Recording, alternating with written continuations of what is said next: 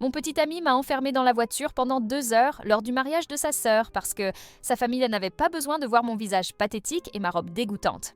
Il a pris mon téléphone et m'a simplement laissé là. Je sortais avec Raoul depuis 8 mois et je pensais que les choses allaient bien. Genre, pas parfait, pas l'âme sœur, mais définitivement dans la catégorie « ça pourrait être quelque chose de sérieux ». Mais hier, au mariage de sa sœur, le désastre qui, apparemment, couvait toujours dans notre relation a explosé. Alors, laissez-moi revenir sur la façon dont nous nous sommes rencontrés, car c'est pertinent pour comprendre à quel point cette trahison est douloureuse. Nous nous sommes rencontrés d'une manière super aléatoire qui ressemblait au destin ou je ne sais quoi. J'étais à cette exposition d'art lors de leur soirée de vernissage annuel. L'événement était bondé parce qu'une entreprise où Raoul travaille le parrainait et qu'il présentait cette nouvelle technologie de projection. Au milieu du spectacle, le courant a été coupé à cause d'un orage énorme. L'obscurité totale, à l'exception des lampes de poche des téléphones des gens. J'essayais de trouver mon chemin vers la sortie quand quelqu'un m'a bousculé. Ce quelqu'un était Raoul. Il s'est excusé en m'aidant à trouver la salle de bain où je devais remettre ma lentille de contact qui s'était déplacée. Nous avons fini par parler pendant des heures dans le café de l'exposition après le retour du courant. Il m'a dit que de voir mon visage illuminé par les lumières de secours était la plus belle chose qu'il n'ait jamais vue. Genre, qui dit ça? Mes petits démons intérieurs ont été immédiatement conquis. Avance rapide jusqu'à hier, le mariage de sa sœur Monica. Je n'avais jamais rencontré sa famille auparavant, ce qui, rétrospectivement, était le drapeau rouge numéro 1 dans notre relation. Il avait toujours des excuses. Ils sont occupés. Ils vivent à l'autre bout de la ville. Sa sœur planifiait son mariage. Bla bla bla. Mais finalement, j'allais les rencontrer à ce mariage. J'ai passé des semaines à trouver la robe parfaite. Rien de trop fantaisiste qui éclipserait la mariée. Évidemment, mais quand même assez jolie pour faire bonne impression. J'ai opté pour cette robe midi rose poudrée avec de petites fleurs argentées brodées. Cela semblait approprié étant donné notre rencontre mignonne. Je me suis maquillée avec soin. J'ai mis le collier en argent que Raoul m'avait offert pour notre 6e mois et le cadeau de mariage. OMG, Monica et son fiancé Stanley sont de grands fans d'anime et avaient mentionné vouloir voyager au Japon un jour pour leur lune de miel. J'ai littéralement économisé pendant 2 mois pour contribuer à leur fonds de voyage.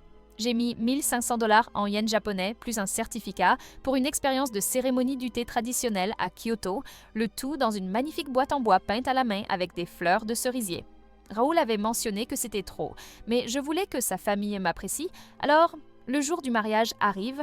Raoul vient me chercher dans sa voiture. Il semble tendu, mais je me dis que c'est le stress du jour du mariage, peu importe. Alors que nous roulons vers le lieu, un joli jardin à environ 1 heure de la ville, il commence à faire des commentaires étranges sur ma robe. « C'est ce que tu portes? Tu ne trouves pas que c'est un peu trop? Ma famille est un peu traditionnelle. » Je commence à être nerveuse à ce stade, mais j'ai passé des semaines sur cette tenue, et honnêtement, j'étais belle. La cérémonie devait commencer à 15h et nous sommes arrivés vers 14h30. Raoul se gare dans un parking arrière derrière des arbres. Puis il me sort le coup fatal. « Il faut que tu attendes dans la voiture. » Quoi? Je ris parce que bien sûr, il plaisante. Il ne plaisante pas. Son visage se crispe et il dit que sa famille est particulière et qu'il doit les préparer avant de me présenter. Je suis confuse parce que, ils savent que j'existe, n'est-ce pas? Nous sortons ensemble depuis 8 mois. Je commence à poser des questions et il explose. Il dit, et je cite, « Ma famille n'a pas besoin de voir ton visage pathétique et ta robe dégoûtante. Attends juste ici. » Je suis littéralement sous le choc. Avant même de pouvoir comprendre ce qui se passe, il attrape mon sac, en sort mon téléphone et sort de la voiture. J'essaie d'ouvrir ma portière, mais il l'a verrouillée de l'extérieur avec sa télécommande. Je suis littéralement piégée. À travers le pare-brise, je le regarde s'éloigner avec mon téléphone à la main et le cadeau pour lequel j'ai économisé pendant 2 mois. Je suis assise là, complètement incrédule. Mon petit ami vient-il de m'enfermer dans une voiture et de voler mon téléphone? Est-ce que ça arrive vraiment? La voiture devient chaude, puis plus chaude, c'est juin. J'essaie les portières à nouveau, rien. J'essaie de klaxonner, mais nous sommes garés si loin du lieu que personne n'entend. Ou s'ils entendent, personne ne vient. 2 heures, 2 heures. J'ai attendu dans cette voiture. La cérémonie a eu lieu et est passée. J'ai pleuré mon maquillage, j'ai envisagé de briser une vitre, mais la voiture est littéralement la seule chose de valeur que Raoul possède et mon cerveau n'arrêtait pas de dire « Ne réagis pas de manière excessive, il doit y avoir une explication ». Avec le recul, j'aurais dû briser cette vitre en morceaux. Finalement, il revient, agit comme si rien ne s'était passé. Il déverrouille juste la voiture, ouvre ma portière et dit « Ils sont prêts à te rencontrer maintenant ». Je suis sans voix. Mon maquillage est ruiné. Je suis en sueur. Mes cheveux sont en désordre et je suis presque sûre que ma robe dégoûtante est froissée au-delà de toute réparation. Mais je suis aussi sous le choc, alors je sors juste de la voiture, lui demande mon téléphone. Il dit qu'il me le donnera plus tard. À ce stade, je me dis qu'il doit y avoir un énorme malentendu. Peut-être que sa famille est vraiment super traditionnelle et il a paniqué. Peut-être qu'il a honte de quelque chose que je ne connais pas. Je lui crée littéralement 1000 excuses dans ma tête en le suivant vers la réception. Nous entrons dans cette magnifique tente avec des lumières scintillantes. Monica est magnifique dans sa robe de mariée, Raoul me conduit vers elle et Stanley, et je fais de mon mieux pour sourire malgré le fait que je me sente comme une véritable ordure humaine. Et puis la trahison ultime. « Hé ma sœur, voici Nadia, c'est juste une amie du travail. » Juste une amie. 8 mois. Ce collier en argent de rencontre romantique que je portais. 31 soirées passées chez moi. Noël avec mes parents, tout cela réduit à juste une amie. Et puis, il fait un clin d'œil. Clin d'œil à la demoiselle d'honneur qui se tient à côté de Monica, qui rit et lui rend son clin d'œil.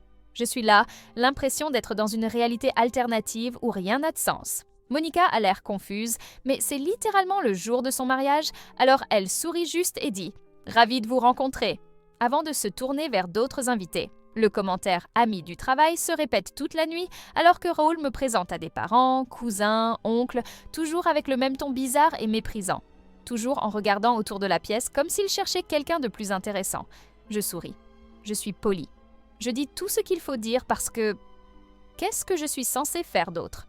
Faire une scène au mariage de quelqu'un? Crier? Il m'a enfermée dans une voiture pendant 2 heures devant la table des gâteaux. J'écris ceci le lendemain matin. J'ai enfin récupéré mon téléphone et Raoul m'a déposé à mon appartement hier soir, agissant comme si la soirée s'était très bien passée. Il a même essayé de m'embrasser pour me souhaiter bonne nuit. J'ai détourné la tête et il n'a même pas semblé remarquer que quelque chose n'allait pas. Le cadeau de mariage. Le cadeau de mariage, pour lequel j'ai économisé 2 mois, se trouve apparemment avec tous les autres cadeaux chez Monica et Stanley. Raoul ne leur a même pas dit qu'il venait de moi. Je n'ai pas dormi. Mon esprit rejoue tout, cherchant les signes que j'ai manqués. Toute notre relation était-elle fausse? Étais-je juste une solution de facilité jusqu'à ce que quelque chose de mieux se présente? Je ne sais pas quoi faire maintenant. Je veux le confronter, mais je veux aussi être intelligente à ce sujet. Une partie de moi veut contacter Monica directement et tout lui dire. Une partie de moi veut juste le fantômer complètement. Tout conseil serait utile parce que mes petits démons cérébraux travaillent à plein régime et je suis presque sûre que notre relation vient de s'effondrer de la pire façon possible. Edith, merci pour tous les conseils. Je vais prendre le temps de réfléchir, mais je mettrai à jour quand j'aurai décidé quoi faire. Et aux gens qui demandent si c'est réel, j'aimerais que ce ne le soit pas. Première mise à jour. Tout d'abord, merci à tous ceux qui ont commenté mon dernier message. J'ai littéralement pleuré en lisant certains de vos messages. Cela m'a aidé à réaliser que je ne réagissais pas de manière excessive et que je ne devenais pas folle.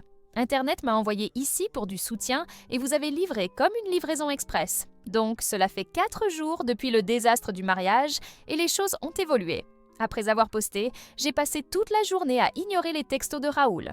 Il a envoyé son habituel « Bonjour ma belle » comme s'il ne m'avait pas enfermée dans une voiture et qu'il n'avait pas ensuite prétendu que j'étais une simple collègue de travail pendant toute une réception de mariage.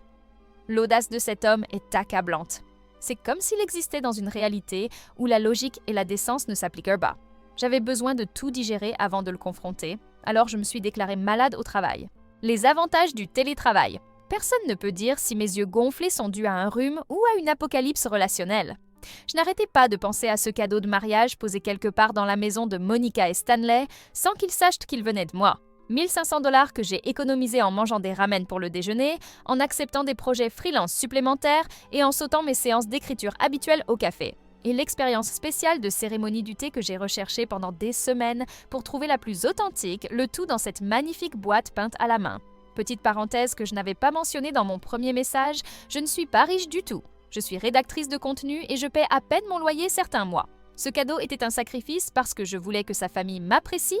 Excellent jugement de ma part, évidemment. Alors, j'ai passé la journée à élaborer un plan. Mais ensuite, Raoul est arrivé à mon appartement ce soir-là, à l'improviste, avec des plats à emporter de mon endroit préféré, comme si rien ne s'était passé. Quand j'ai ouvert la porte, il a eu le culot d'avoir l'air confus devant mon visage visiblement en larmes. « Qu'est-ce qui t'arrive » a-t-il demandé, me poussant et entrant dans mon appartement. Je lui ai demandé directement pourquoi il m'avait enfermée dans la voiture et m'avait présentée comme une simple amie à tout le monde. Vous savez, son explication, je ne peux même pas. Il a dit que son ex était au mariage. Une des demoiselles d'honneur, celle qui faisait des clins d'œil. Surprise, surprise.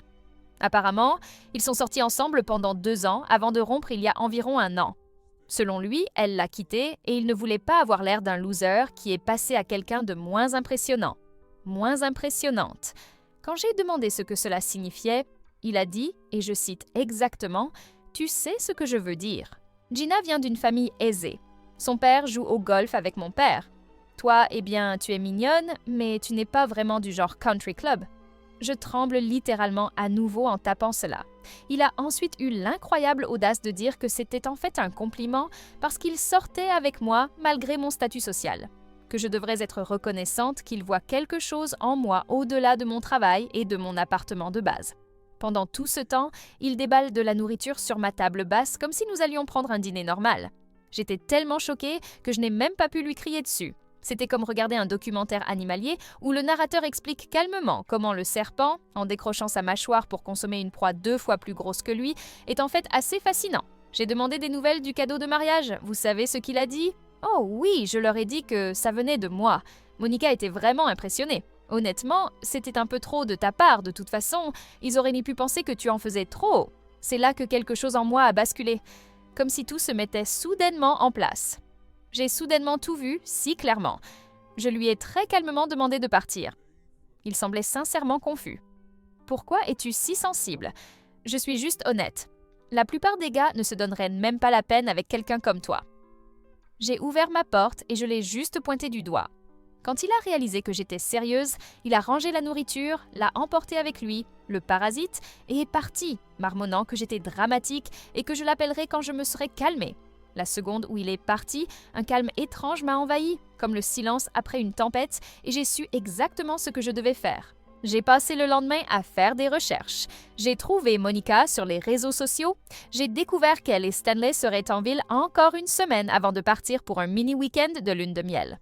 Leur grand voyage est prévu plus tard. J'ai aussi découvert où vivaient les parents de Raoul. Il avait déjà mentionné le quartier. Plus important encore, j'ai découvert que Monica avait posté un message sur un dîner de famille qui aurait lieu demain soir pour remercier tout le monde d'être venu au mariage. Timing parfait pour mon plan de vengeance. Les 3 jours suivants ont été une leçon de maîtrise de soi. Raoul n'arrêtait pas de m'envoyer des textos, passant progressivement de confus. « Tu es toujours contrarié ?» a agacé. « Ce traitement silencieux est enfantin. » A en colère. « D'accord, sois en colère. » A conciliant. « Bébé, s'il te plaît, parle-moi. Tu me manques. » J'ai répondu juste assez pour l'empêcher de se présenter à ma porte à nouveau. « J'ai besoin d'espace. Je digère encore. On se parle plus tard ?» Pendant ce temps, je suis allée à la banque et j'ai retiré 1 500 $ supplémentaires en espèces. Je pouvais à peine me le permettre, mais il s'agissait maintenant d'une question de principe. Je l'ai converti en yens dans un bureau de change spécialisé du centre-ville. J'ai acheté une autre belle boîte. Pas aussi jolie que l'original, mais quand même. J'ai même réussi à réserver la même expérience de cérémonie du thé. En gros, j'ai recréé tout le cadeau de mariage. Cela a vidé mes économies, mais certaines choses valent plus que de l'argent. Hier, c'était le dîner de famille chez les parents de Raoul. Je savais que je ne serais pas invitée, bien sûr, mais j'avais mes propres plans. J'ai envoyé un texto à Raoul pour lui demander si nous pouvions nous rencontrer pour discuter. Il a immédiatement accepté. Soulagé que je sois enfin raisonnable. J'ai suggéré un café à environ 15 minutes de la maison de ses parents. À exactement 17h, sachant que le dîner de famille était à 19h, il est arrivé au café l'air suffisant. J'étais déjà là, assise à une table avec 2 cafés et la boîte cadeau recréée à côté de moi. La conversation a été brève. J'ai demandé s'il comprenait pourquoi ses actions au mariage m'avaient trop blessée. Il a fait une vague excuse en disant qu'il avait beaucoup de choses en tête avec son ex qui était là, mais a insisté sur le fait que j'exagérais. Puis il a vu la boîte. « Qu'est-ce que c'est ?»« Le cadeau de mariage pour ta sœur. Puisque tu as pris le crédit pour mon cadeau original, j'en ai fait un autre. » Il a en fait ri. « Tu n'es pas sérieuse ? C'est ridicule. Qu'est-ce que tu vas faire ? Le lui envoyer par la poste ?» J'ai souri et j'ai dit « Non, je vais le lui donner en personne tout de suite. » Son visage. OMG. La couleur lui a complètement fui. « De quoi tu parles ? Je suis au courant du dîner de famille ce soir. Je vais passer et me présenter correctement cette fois. » Il a commencé à paniquer, disant que je ne pouvais pas faire ça. Sa famille ne comprendrait pas, je l'embarrasserais. C'est à ce moment-là que j'ai prononcé la phrase que je répétais dans ma tête depuis des jours. « Je ne vais pas t'embarrasser, Raoul. Tu t'es déjà embarrassé toi-même. Je vais juste dire la vérité. » Je me suis levée, j'ai pris mon cadeau et je suis sortie. Il m'a suivi, alternant menaces et supplications, mais je suis montée dans mon Uber avant qu'il ne puisse m'arrêter. Alors que la voiture s'éloignait, je pouvais le voir appeler frénétiquement quelqu'un sur son téléphone, probablement pour avertir sa famille, mais il était trop tard. Mon Uber m'a déposé chez ses parents à 17h45. Assez tôt pour que tout le monde ne soit pas encore là, mais assez tard pour que Monica et Stanley soient certainement arrivés. J'ai frappé à la porte, le cadeau à la main, le cœur battant rapidement. Une femme qui ne pouvait être que la mère de Raoul a ouvert la porte. Elle avait l'air confuse, mais polie. « Puis-je vous aider ? Je suis là pour voir Monica si elle est disponible. J'ai quelque chose pour elle. » De l'intérieur, j'ai entendu la voix de Monica. « Qui est-ce » Et puis elle est apparue dans l'encadrement de la porte. La reconnaissance a traversé son visage. « Tu es l'ami du mariage ?» J'ai souri. « En fait, c'est de ça que je voulais te parler. » Madame Alvarez m'a invitée à entrer malgré sa confusion. La maison était charmante, des photos partout, les préparatifs du dîner étaient en cours dans la cuisine. Stanley aidait à mettre la table. Un homme plus âgé, qui devait être le père de Raoul, regardait la télévision dans le salon. Monica me conduisit dans un coin tranquille du salon. Je lui tendis la boîte cadeau. « Ceci est pour toi et Stanley.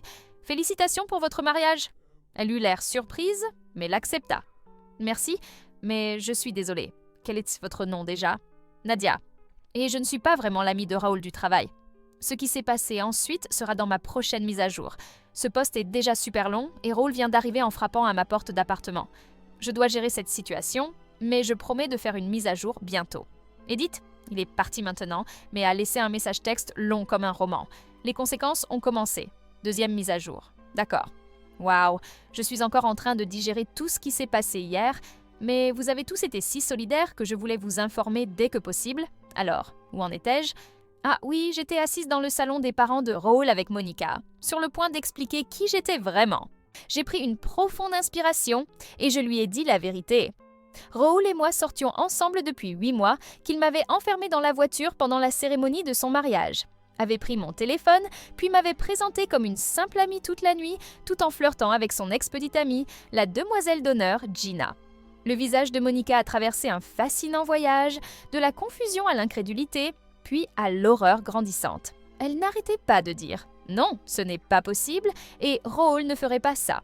Mais j'ai pu voir qu'elle commençait à me croire lorsque j'ai mentionné le cadeau de mariage original, celui dont Raoul s'était attribué le mérite. Ses yeux sont devenus immenses. « Le cadeau pour le voyage au Japon avec la cérémonie du thé, c'était de toi. » J'ai hoché la tête et j'ai expliqué comment j'avais économisé pendant 2 mois pour le préparer. Je lui ai montré des photos sur mon téléphone de moi au bureau de change, de la boîte originale que j'avais trouvée dans cette petite boutique d'artisans, tout. « Je ne comprends pas », a-t-elle dit. Raoul a tellement insisté sur le soin qu'il y avait mis. Il a même raconté toute une histoire sur ses recherches sur les coutumes japonaises traditionnelles parce qu'il savait à quel point nous aimons les animes. « C'était moi », ai-je dit doucement. « J'ai fait les recherches, j'ai trouvé la cérémonie du thé, j'ai même contacté ce calligraphe pour écrire vos noms en caractères japonais pour le certificat. » Elle a regardé la nouvelle boîte cadeau dans ses mains, et c'est le même cadeau recréé. Je ne pouvais pas supporter l'idée que vous ne sachiez pas qu'il venait de moi. Je voulais vous rencontrer correctement. À ce moment-là, Stanley s'était approché, curieux de notre conversation intense. Monica l'a rapidement mis au courant, sa voix devenant de plus en plus bouleversée à chaque mot. Stanley avait l'air de vouloir donner un coup de poing. « Je savais que quelque chose n'allait pas avec ce cadeau », a-t-il dit. Raoul n'a jamais montré le moindre intérêt pour nos projets de voyage au Japon auparavant. Il se moque généralement de nous parce que nous regardons des animes. C'est alors que la porte d'entrée s'est ouverte avec un grand bruit. Raoul est entré, essoufflé, comme s'il avait couru. Il s'est arrêté net en me voyant assise avec Monica et Stanley. La boîte cadeau ouverte entre nous. « Qu'est-ce que tu fais là ?» a-t-il exigé, comme si c'était moi qui avais fait quelque chose de mal. Avant que je ne puisse répondre, Monica s'est levée. « C'est vrai ? Tu as enfermé ta petite amie dans la voiture pendant notre mariage ?» La pièce est devenue silencieuse. Madame Alvarez est apparue de la cuisine, s'essuyant les mains sur une serviette. Monsieur Alvarez a coupé le son de la télévision. Raoul a essayé de s'en sortir en riant. « Ce n'est pas ma petite amie, c'est juste cette fille avec qui je traîne. Elle s'est beaucoup trop attachée et maintenant elle invente des histoires. » C'est alors que j'ai sorti mon téléphone. Vous voyez, j'avais anticipé cette réaction exacte. J'étais venue préparer avec notre historique de texto remontant à 8 mois. Des photos de nous ensemble, la réservation de notre week-end à la plage il y a 3 mois, la carte d'anniversaire qu'il m'avait donnée qui disait « À ma magnifique petite amie » avec un doux message. Mais la cerise sur le gâteau, vous vous souvenez de ce collier en argent qu'il m'a offert pour notre 6e anniversaire? Je le portais sur presque toutes les photos, y compris au mariage. Monica a attrapé mon téléphone et a commencé à faire défiler, son visage devenant plus sombre à chaque glissement. Elle l'a tendu à sa mère, qui semblait de plus en plus désemparée. « Explique ça, Raoul » dit Monica. Et puis les mensonges ont commencé. Il a tout essayé. Ces textos pourraient être avec n'importe qui. Elle a changé le nom du contact. Ces photos ne prouvent rien. Nous ne faisions que traîner ensemble. D'accord. Nous avons eu quelques relations intimes, mais elle est folle et collante. À chaque mensonge, les visages de sa famille devenaient plus dégoûtés. Madame Alvarez a même couvert sa bouche quand il m'a traitée de folle. Monica l'a interrompu en pleine excuse. Et le cadeau ? Le fonds pour le Japon et la cérémonie du thé. Il a hésité. Et alors ? C'était de toi ou d'elle ? Il a regardé la boîte cadeau ouverte, puis moi, puis sa sœur. Je pouvais pratiquement voir les calculs se faire derrière ses yeux. Nous l'avons eu ensemble, c'était mon idée, mais elle a aidé. Stanley a émis un soupir audible. « Mec, arrête de mentir. » C'est alors que M. Alvarez a finalement pris la parole. « Raoul, as-tu enfermé cette jeune femme dans ta voiture pendant le mariage de ta sœur ? » La façon dont il l'a demandé, si directe, si simple, a semblé percer toutes les défenses de Raoul. Les épaules de Raoul se sont affaissées. Ce n'était pas comme ça. J'étais juste... Gina était là et je ne voulais pas... Il a laissé sa phrase en suspens, réalisant à quel point toute explication sonnerait terrible. Le silence dans cette pièce était absolu, complet. C'est Madame Alvarez qui l'a brisé. Elle s'est approchée de moi, a pris mes mains dans les siennes et s'est excusée. Elle s'est excusée pour le comportement de son fils. J'ai commencé à pleurer, ce qui l'a fait pleurer, ce qui a fait pleurer Monica aussi. Monsieur Alvarez a dit quelque chose à Raoul en espagnol. Je ne pouvais pas comprendre les mots, mais le ton était indéniable, profonde déception et dégoût. La réaction de Raoul a été de se mettre sur la défensive, sa voix s'élevant alors qu'il me désignait comme si j'étais en quelque sorte la méchante de toute cette histoire. Monsieur Alvarez s'est simplement levé et lui a dit calmement mais fermement qu'il devait partir. Pas ce soir. Pas chez lui. Raoul a semblé sincèrement choqué, demandant s'il le chassait à cause de moi.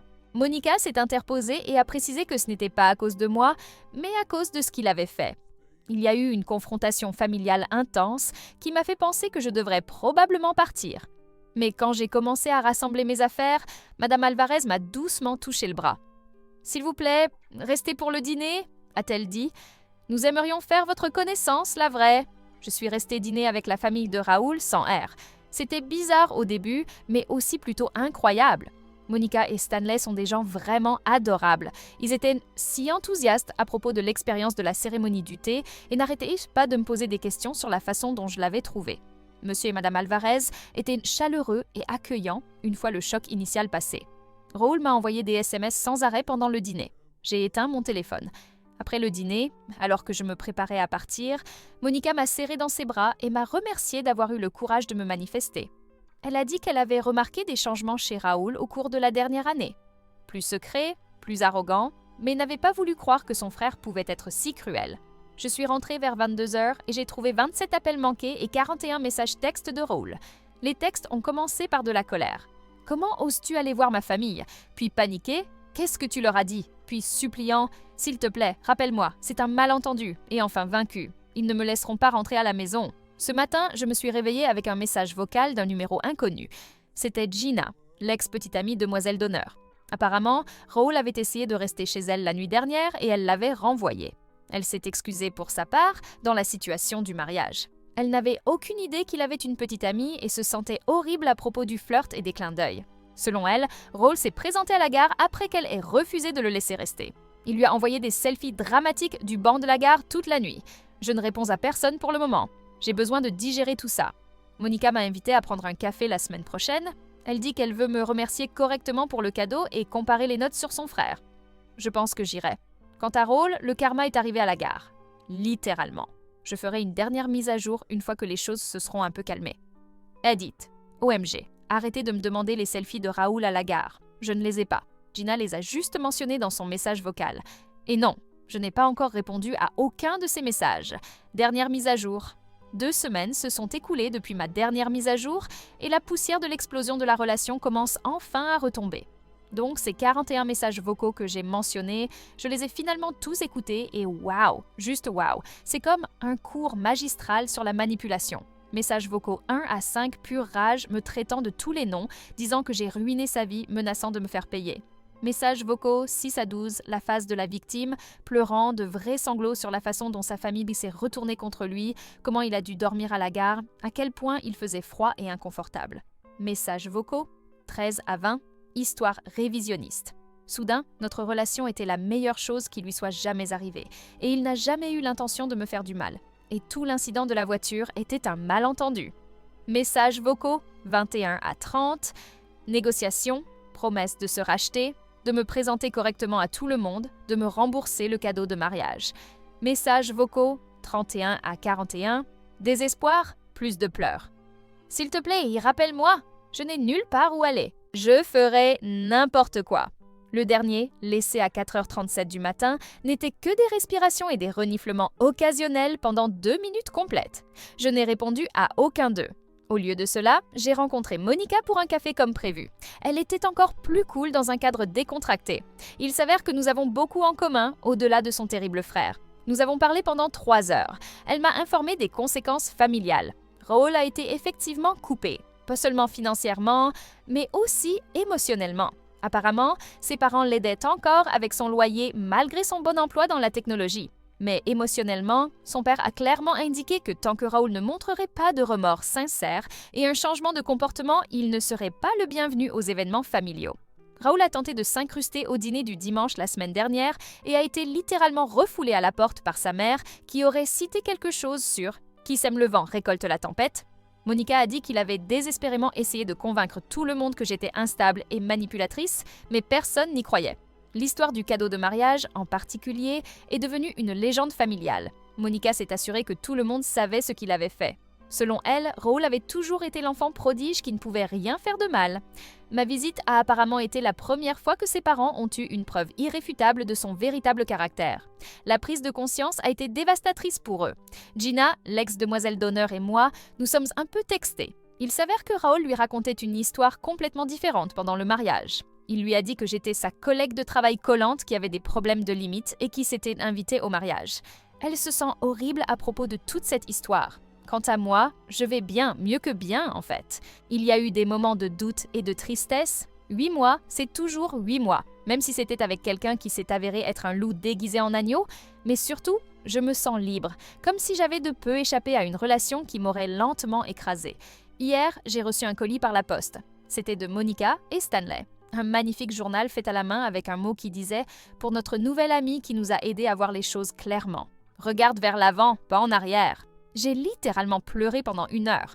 Raoul a finalement arrêté d'appeler il y a environ 3 jours.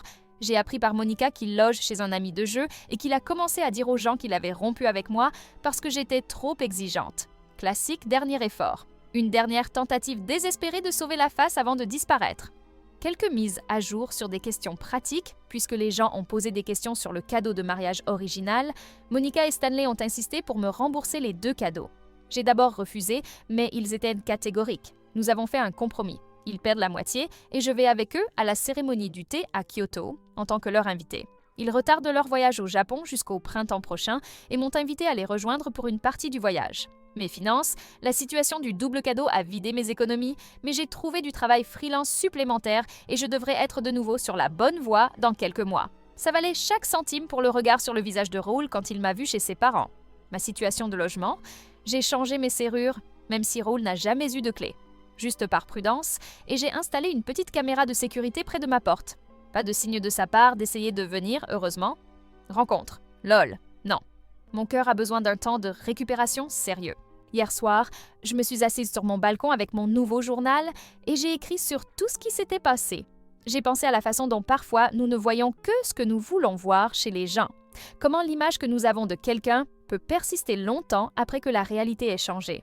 Les relations peuvent être comme ça aussi. Je pense que parfois nous nous accrochons à une idée de quelque chose qui a déjà disparu. Nous ne le savons pas encore. Je ne me précipite vers aucune d'entre elles pour l'instant.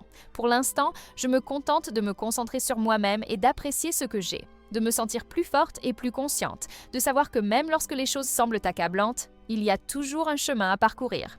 Edith. Ceci est vraiment ma dernière mise à jour sur cette situation. Beaucoup d'entre vous m'ont demandé si j'avais eu d'autres nouvelles de Raoul. Rien de significatif, juste quelques SMS aléatoires auxquels j'ai ignoré. La distance entre nous est enfin paisible et je la garde ainsi.